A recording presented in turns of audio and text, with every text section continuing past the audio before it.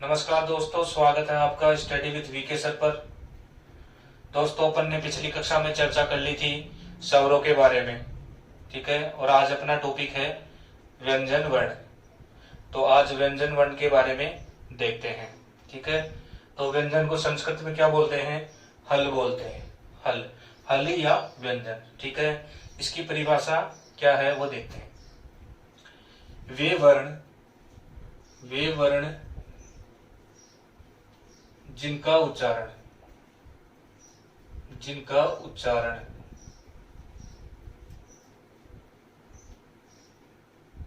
स्वरों की सहायता से होता हो।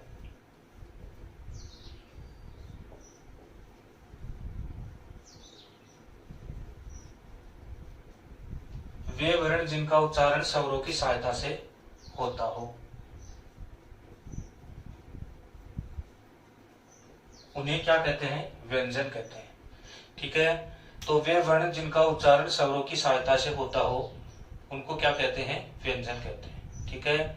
व्यंजनों को हलंत रूप में लिखते हैं, जैसे क हलंत, ख हलंत, ग हलंत। ये जो नीचे आड़ी रेखा है इसको क्या बोलते हैं? हलंत, यानी कि स्वर रहित। व्यंजनों में स्वर नहीं होता, तो इनको क्या लिखते हैं? हलंत रूप में लिखते हैं, ठीक है। अब देखते हैं संस्कृत वर्णमाला में। संस्कृत वर्णमाला में व्यंजन कितने होते हैं? संस्कृत वर्णमाला में व्यंजन, तो संस्कृत वर्णमाला में 33 व्यंजन माने गए हैं। 33 व्यंजन माने गए हैं, ठीक है। यहां तक देख लिया कि व्यंजन किसे कहेंगे? वे वर्ण जिनका उच्चारण स्वरों की सहायता से होता हो। स्वरों की सहायता से होता हो उन्हें क्या कहते हैं? व्यंजन या हल वर्ण, ठीक है। इनको हलंत रूप में लिखते हैं, जैसे क ख ग, ठीक है। अब देखते हैं संस्कृत वर्णमाला में व्यंजन कितने होते हैं? व्यंजन होते हैं 33, ठीक है। अब आगे देखते हैं कि व्यंजनों को कितने भागों में बांटा गया है। व्यंजन कितने प्रकार के होते हैं? तो व्यंजनों को 3 भागों में बांटा गया है। व्यंजनों को 3 भागों में बांटा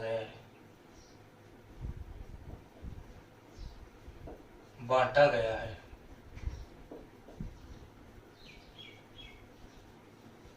ठीक है।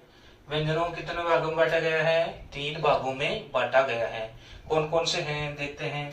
पहला है स्पर्श व्यंजन, स्पर्श व्यंजन, स्पर्श व्यंजन, ठीक है। दूसरा है अंतस्थ व्यंजन, अंतस्थ व्यंजन, ठीक है। पहला हो गया स्पर्श व्यंजन, दूसरा हो गया अंतस्थ व्यंजन, तीसरा व्यंजन हो गया ऊष्म व्यंजन, ऊष्म व्यंजन। तीसरा कौन सा हो गया? ऊष्म व्यंजन। तो व्यंजनों को कितने भागों में बांट दिया गया? 3 भागों में बांट दिया गया। पहला हो गया स्पर्श व्यंजन, दूसरा हो गया अंतस्थ व्यंजन, तीसरा हो गया ऊष्म व्यंजन। अब देखते हैं अपन स्पर्श व्यंजन के बारे में, ठीक है। तो स्पर्श व्यंजन कौन कौन से होते हैं वो देखते हैं।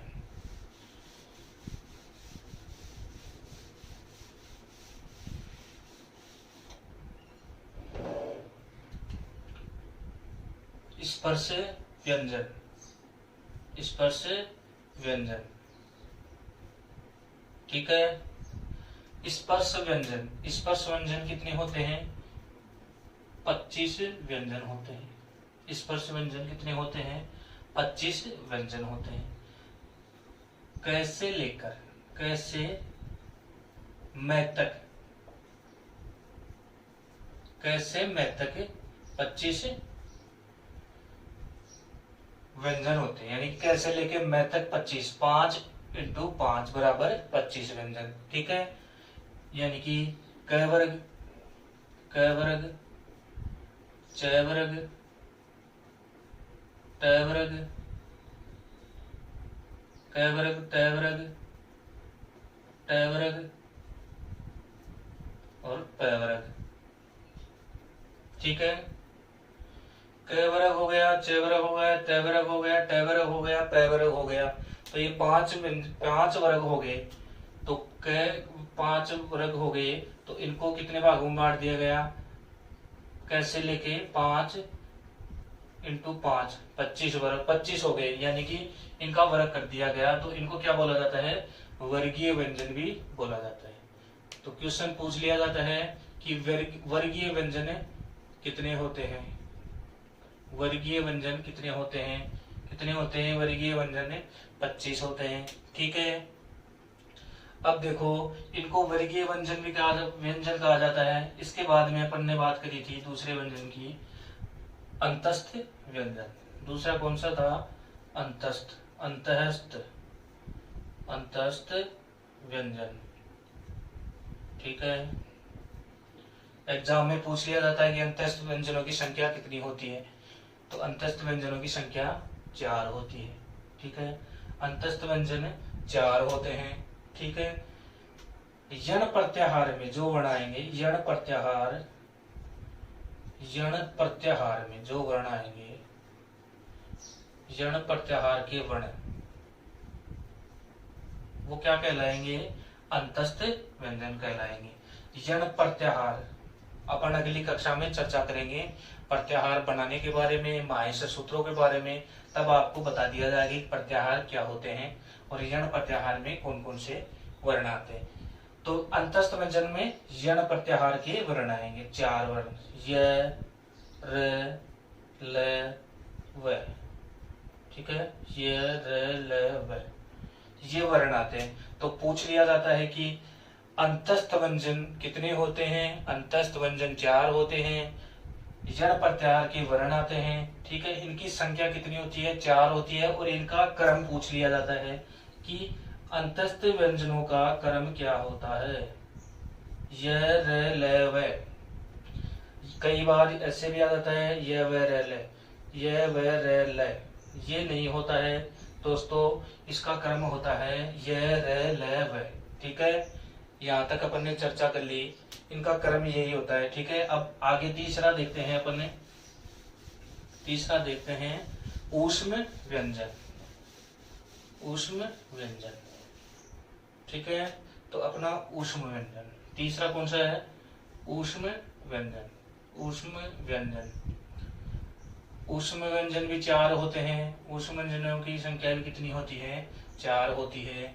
तो कौन कौन से होते हैं? तो सल प्रत्याहार के, ऊष्म व्यंजन में सल प्रत्याहार, ये प्रत्याहार होते हैं, 42 प्रत्याहार होते हैं, जिनकी चर्चा अपन करेंगे अगली कक्षा में। तो सल प्रत्याहार के वर्ण, सल प्रत्याहार के वर्ण।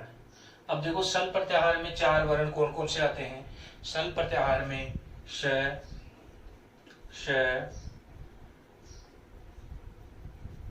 श और है, ये वर्ण आएंगे। ठीक है, तो इनको क्या बोला जाता है? अब देखते हैं, ये वर्ण आ गए ऊष्म व्यंजन। तो 4 ऊष्म व्यंजन कौन से हो गए? श, श, श, है। तो इस श को क्या बोला जाता है? इस श को तालव्य श, तालव्य श। जब उच्चारण स्थान पढ़ेंगे तब आपको बता दिया जाएगा इनका सबका। और इस षटकोण वाले श को क्या बोलते हैं? इसको बोलते हैं मूर्धन्य श, मूर्धन्य श। इसको बोलते हैं दंत्य श, दंत्य श। ठीक है, तो सल ऊष्म व्यंजन में 4 वर्ण हो गए। सल प्रत्याहार में आने वाले वर्ण क्या होते हैं? ऊष्म व्यंजन होते हैं, इनकी संख्या 4 होती है, श, श, है।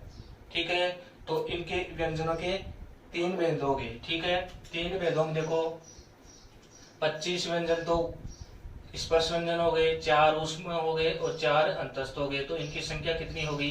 33। तो आपसे सीधा क्वेश्चन पूछ लिया जाता है कि व्यंजनों की संख्या कितनी होती है? तो व्यंजनों की संख्या कितनी होती है? 33। इनको 3 भागों में बांटा गया है। 3 भागों में बांटा गया है, स्पर्श व्यंजन जिनको वर्गीय व्यंजन भी कहा जाता है, अंतस्थ व्यंजन और ऊष्म व्यंजन। ठीक है, यहाँ तक समझ में आ गया। अब आगे चर्चा करते हैं। इनके अलावा भी इनके अलावा भी कुछ विद्वान अलग मानते हैं, कुछ विद्वान अलग और मानते हैं। जैसे संयुक्त व्यंजन, संयुक्त व्यंजन, संयुक्त व्यंजन, संयुक्त व्यंजन, संयुक्त व्यंजन, संयुक्त व्यंजन के बारे में भी पूछ लिया जाता है कि संस्कृत में इनकी संख्या कितनी है। इनकी संख्या है 3। संयुक्त व्यंजनों की संख्या कितनी है? संयुक्त व्यंजनों की संख्या है 3। कौन कौन सी वो देखते हैं। एक तो हो गया श, ठीक है, एक हो गया त्र, एक हो गया ज, ठीक है। ये ज बोला जाता है उच्चारण में, इसको ग नहीं बोला जाता, ये होता है ज। ज्ञानी नहीं होता, जानी होता है, ठीक है। तो इनकी देखते हैं, ये संयुक्त व्यंजन कितने हो गए? 3 हो गए। तो देखते हैं कि किन किन से बना है। ये श बना है क प्लस श और एस से, ठीक है। इनका ये भी पूछ लिया जाता है कि श का निर्माण किन वर्णों से हुआ है, ठीक है। फिर ये इसका देखते हैं त्र का, त, र और ए। ज का देख लेते हैं, ज, य और अ, ठीक है। इनका निर्माण ऐसे होता है। तो संयुक्त व्यंजनों की संख्या कितनी हो गई? 3 हो गई, ठीक है।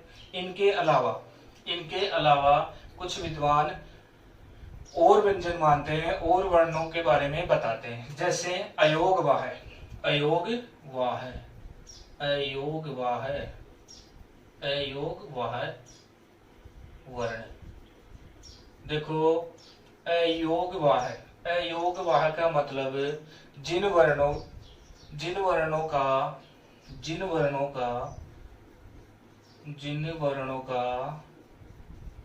समावेश, जिन वर्णों का समावेश माहेश्वर सूत्रों में नहीं हुआ हो,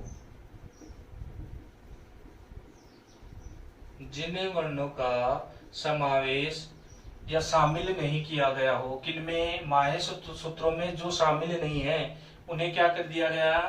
उनको क्या बोल दिया गया? अयोग वाह है। तो अयोग वाह की संख्या पूछ ली जाती है कि अयोग वाह वर्ण कितने होते हैं।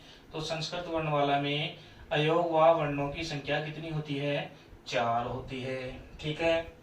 अब देखते हैं कौन कौन सी होती है। तो पहला होता है अनुस्वार, अनुस्वार,